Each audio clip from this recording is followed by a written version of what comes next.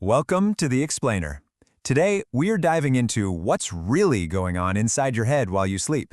And, it turns out it might just be the most productive thing you do all day. All right, so let's paint a picture here. One you've probably lived through. It's 4 a.m. You have a massive test in just a few hours. And just to pile on the stress, you've also got a piano recital right after. You are not ready for either. So what's the move? Do you cram or do you sleep? I mean, the obvious answer seems to be chug another energy drink and power through, right? Well, it sounds crazy, but the science is crystal clear. The absolute best thing you can do for your test score and your recital performance is to just close the books and go to sleep. Now, I know that sounds completely backward, and that's because most of us think about sleep all wrong. We see it as this, dead time, a pause button on life. But it's not some kind of bug in our human software. It's an absolutely essential feature, a critical active function for your entire body. See, while you think you're just lying there, your body is, it's hard at work. It's like your own personal maintenance crew, busy regulating everything from your breathing and circulation to your immune system and even your growth. It's doing all the important stuff. But here's where it gets really interesting, especially for your brain. While you're asleep, a full 1/5, that's 20% of your body's blood is routed directly to your brain. So why all the extra resources? Well, your brain is gearing up for some serious, heavy-duty restructuring. So let's get into what that restructuring really means. It is absolutely crucial for how we learn and remember things. Because for as amazing as our brains are, our built-in storage system has a huge, glaring weakness. Way back in the 19th century, a psychologist named Hermann Ebbinghaus discovered something kind of depressing. He showed that we forget a whopping 40% of any new stuff we learn. And get this, it happens within the first 20 minutes. It's called the forgetting curve, and it's a real battle. So, how does our brain fight back against this constant information decay? It uses this incredible process called memory consolidation.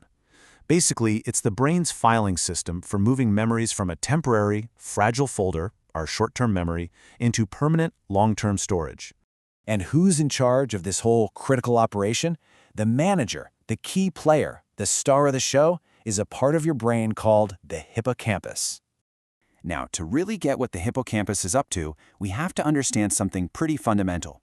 Your brain does not treat all memories equally. It actually runs different systems for different kinds of information. We learned a lot about this from some groundbreaking research in the 1950s on a patient known only as HM.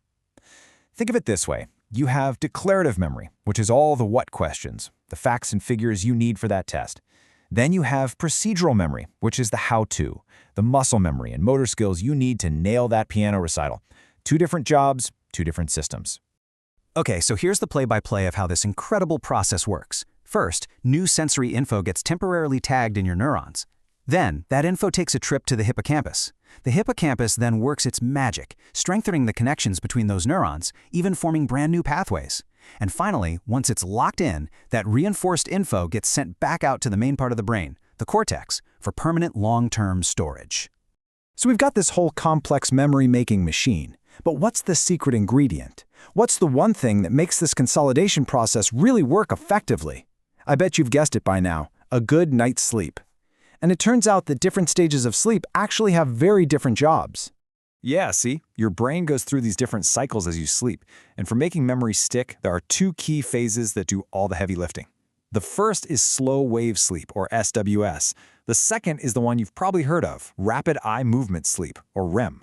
And this, right here, is the beautiful, elegant answer to our whole 4 a.m. problem. During that deep, slow wave sleep, your brain is quiet, and it's the perfect time for your hippocampus to file away all those declarative memories. Yep, the facts for your test.